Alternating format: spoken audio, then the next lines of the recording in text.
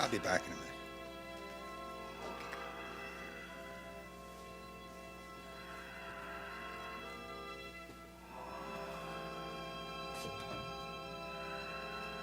Well, you see, what he's got is one of those really tough hospital-bred pneumonias, and it's just not responding to tetracycline. You did get a culture. We have one started, but by the time the culture's grown and we find the right antibiotic, I'm afraid it's going to be too late to do Frank any good. I'm very sorry, Dr. Coleridge. Thank you. Isn't that yours? It is, excuse me.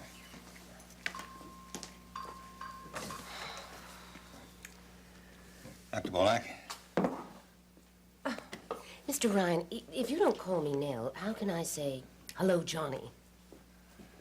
Well, it seems kind of different here in the hospital. And I have to ask you a medical kind of a question. Of course.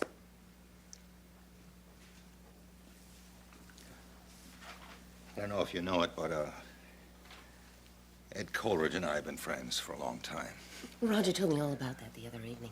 Well, it's been more than 40 years. We've seen each other through a lot. And he loves Maeve and my kids as much as he loves anybody. Yes. Well, then, you see, I really do know him very well. And I know that when Ed cares about someone, it's hard for him to tell him, you know. And for all his charm, feelings don't come out of him easily. That's very painful for him then, isn't it? Exactly. Now, I know what he's feeling with all this about Frank. And it'll be a sorry thing for him to have to tell me what I have to know. So I'd like to spare him that if I could. Which is why I'm asking you.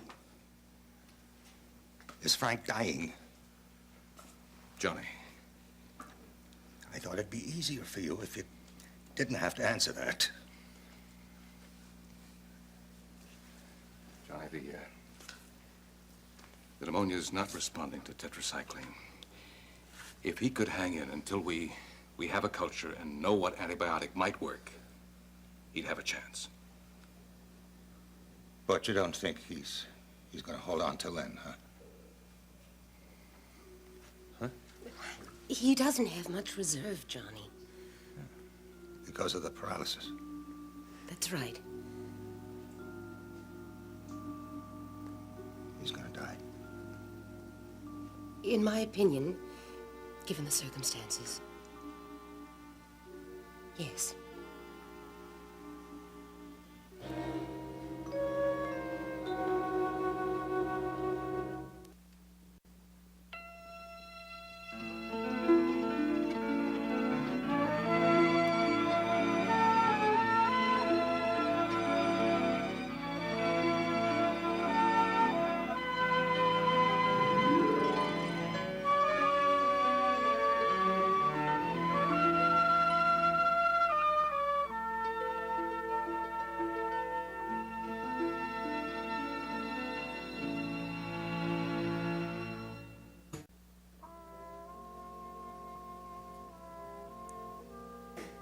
Thank you. Johnny, I don't have to tell you. We'll go on doing everything we can. I know.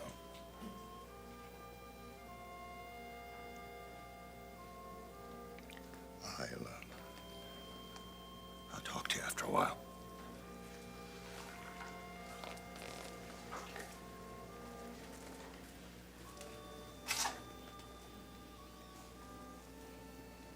Come on down to the lounge with me and get some coffee.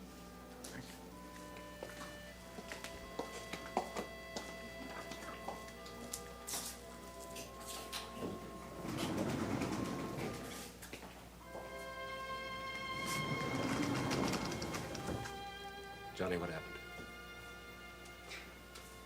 He's not going to make it. You sure? That's what they think. Excuse me.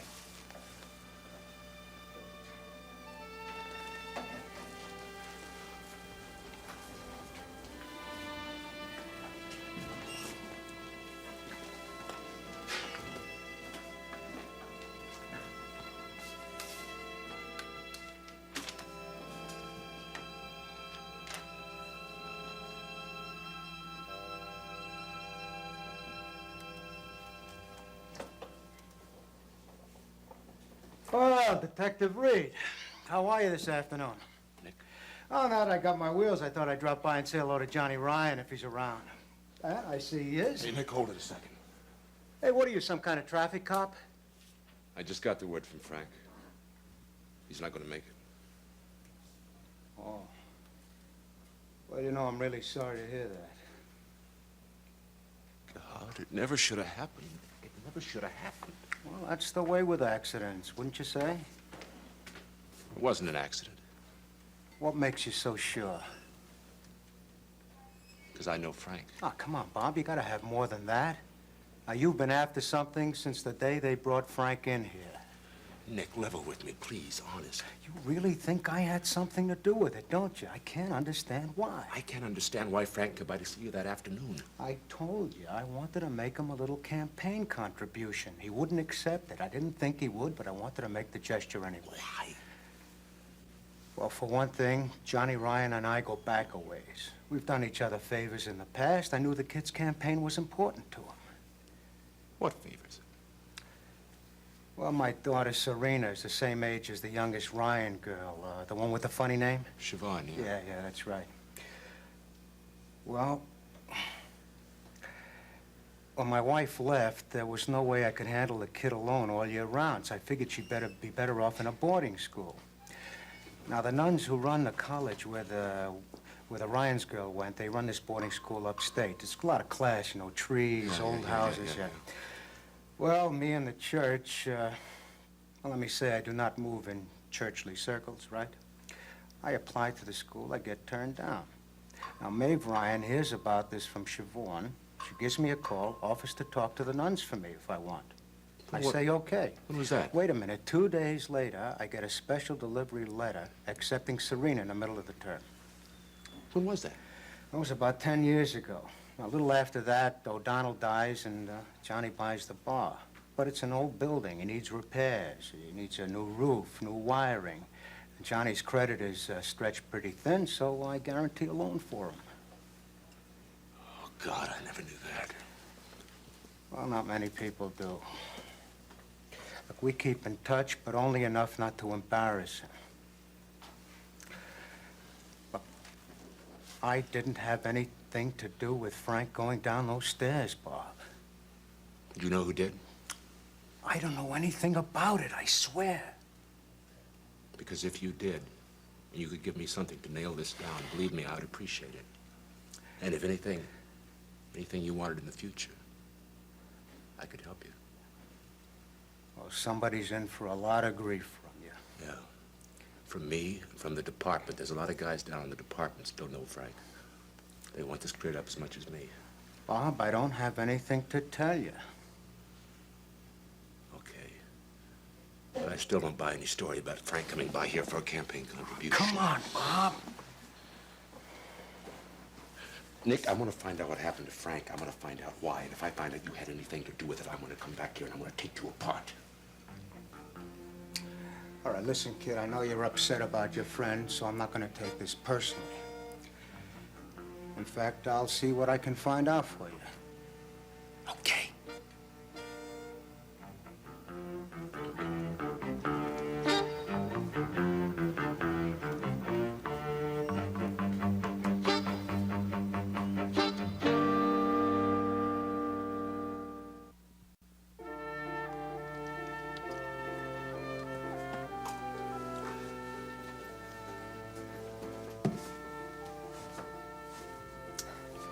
You sure you don't want some of this? Oh, no, thank you. Would you prefer to be alone? No, as a matter of fact, I appreciate the company. Well, that makes me feel a little better. I was afraid that you might think I had interfered deliberately in your case by saying as much as I did to Johnny Ryan. Oh, not at all. Well, normally I wouldn't have said anything at all, Dr. Coleridge, but he asked in such a way that I really couldn't refuse. I understand that. No, I was just trying to find a way to thank you. That's not necessary. No, on the contrary. No, you showed a lot of compassion and consideration for both Johnny and me, and given our relationship since you arrived at Riverside, it was very generous of you. You know, Dr. Coleridge, I rather resent that. I beg your pardon. Well, you seem to be saying that coming from me, compassion and consideration are some kind of surprise. I should think that any doctor, any human being, in fact, would feel a great deal of compassion for a good man like Johnny Ryan right now, and consideration for you as his friend. Your expectations of me are limited, aren't they? Oh, I'm sorry if you got that impression, but Do me a favor. if I can. Don't be polite. I think that we have an opportunity to clear the air a little. And since we're going to be working together for quite some time, I'd like to try to do that. Good. Good. We did get off to a bad start, didn't we? Yes, we did. You felt that I engineered my appointment unfairly, and I think you still do. And you felt that I was too dim a bulb, shall we say, to appreciate what your background and experience could mean to my department. And you still do? Well, not quite so strongly at the moment. Well, I guess that's some progress, isn't it? I'd like to do a little better than that. The whole service seems to be aware of our differences, and, well, I realize how disruptive that can be. Extremely. Your staff is very loyal, Dr. Coleridge. Well, I've been at Riverside a long time, Dr. Bolak. A few individuals have taken my criticism of procedures as a criticism of you, and I'm afraid I've bruised some feelings. I'm afraid you're right. Well, I can't promise to be less demanding. I've got so much work to do, and as quickly as I can. We've noticed that. May I make a suggestion, Doctor? Oh, please do. Oh, when you're frustrated by procedures and by schedules, as all of us are from time to time, don't try and, well, don't feel obliged to rearrange them all by yourself. Just come to me. So you can tell me that I'm arrogant and disruptive. No, so I can solve the problems if I can, and, well, if not, at least explain why they exist. Very well, Dr. Coleridge. That seems fair enough.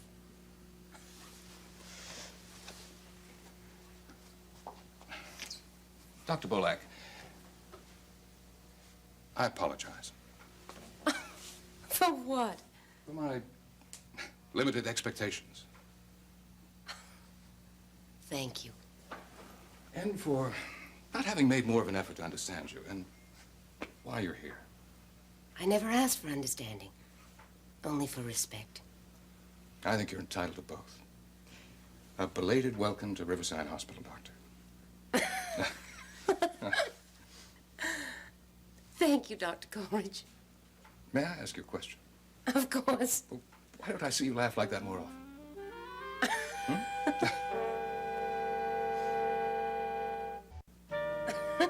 Well, the answer to that's fairly obvious, isn't it? Well, I don't see you laugh very much because you don't think I'm very funny. Well, up until now, I hadn't. I think we have a lot to learn about each other, Dr. Bolak.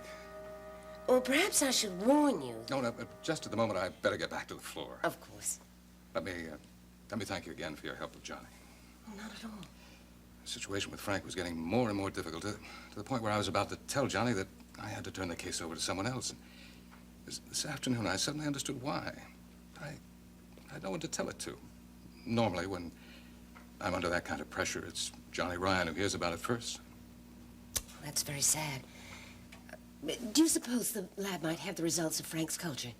Yes, and I think I better go down and check it out. Well, I'll be on the floor if I can be of any help. You have been. Oh, Dr. Bolak.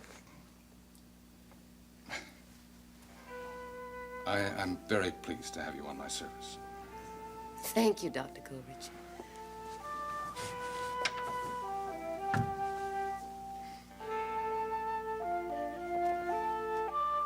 Dr. Westheimer. Marshal at Seneca. Well, I have to say that I've been anticipating this call. How are you? How do you think I am? Mad. Yeah, that's just about it. Why'd you make it so easy for her, Marshal? Look, that wasn't quite the case. I wish you'd stopped long enough to see me while you were here. Or at least I think I do. No point in straining an old friendship. I would have had the chance to say what I'm telling you now. Nell gave me no choice. She arrived here determined to have a place on the staff, and she got it. I honestly tried to put her off. I thought you were made of sterner stuff. The fact is, I quail before the family dollar signs. What's she up to? Working an 18-hour day. I see very little of her. Is that all? What do you mean, is that all? Come on, you know what I mean. That's all she has time for. Is she happy? Oh, what kind of question is that? Are you happy? Am I happy? Who's supposed to be happy? Do you think she really intends to stay there? Well, the last time we talked, she said she was going to find an apartment, for what that's worth. Are you coming east by any chance? Marshal, I don't know what I'm going to do, but the current situation is not acceptable. I'll call you again.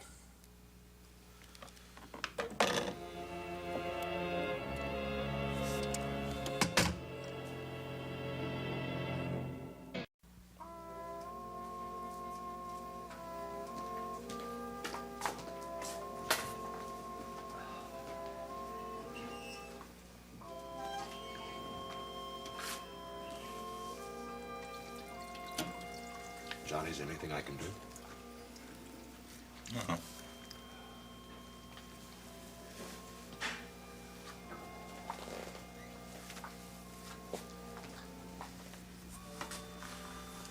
want me to call anybody, anything? No, thanks. No. Don't you want to go in there and see him? No. I can't help him anyway.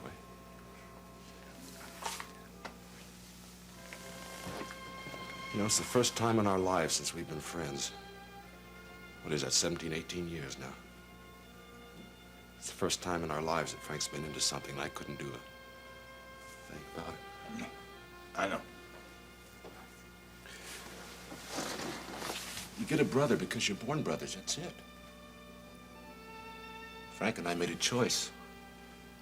We could have walked any time we wanted to, but we didn't. I don't know why he didn't in the beginning. I wasn't the easiest kid to get along with, but I know why I didn't walk. Because Frank's the only person who ever wanted to know me. And together we were better. Better. And then he got to depend on me for certain things. So I did a lot of things I wouldn't do otherwise. Because I didn't want to be left behind.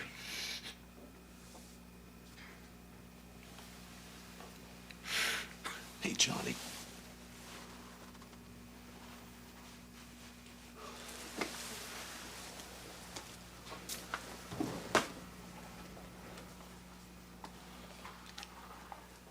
I know how you feel. I feel the same way. Look, there's something you can do for me. Yeah? Dee should be here. Where is she? She's home with the baby. Okay, I'll get her. You told Maeve yet? I'm gonna tell her now.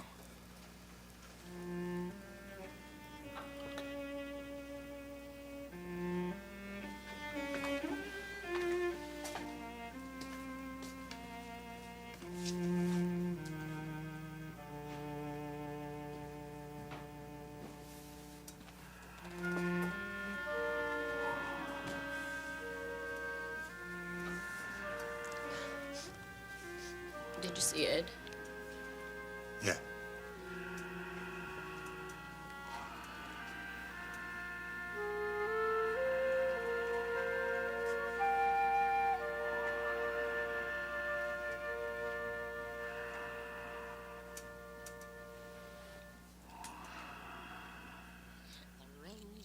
The king of all birds, and Stephen's day was brought in the first. Although he was little, his honor was great. Jump up, me lads, and give us a treat. As I was gone to killing all, I met a wren upon a wall. Up with me wattle and knocked him down and brought him into Carrickdown. Drooling, drooling, where's your nest? It's in the bush that I love best. In the bush, the holly tree, where all the boys do follow me. Oh, Mrs. Clancy's a very good woman, a very good woman, a very good woman. Mrs. Clancy's a very good woman. She gave us a penny to marry the wren. Mwah. Oh.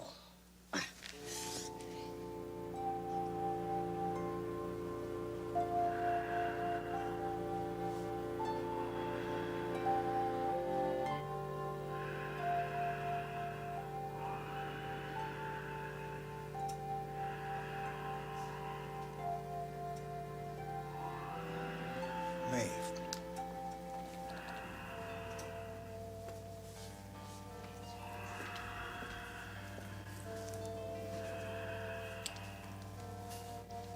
I spoke to Ed, and I spoke to Dr. Bullock. Yes? And,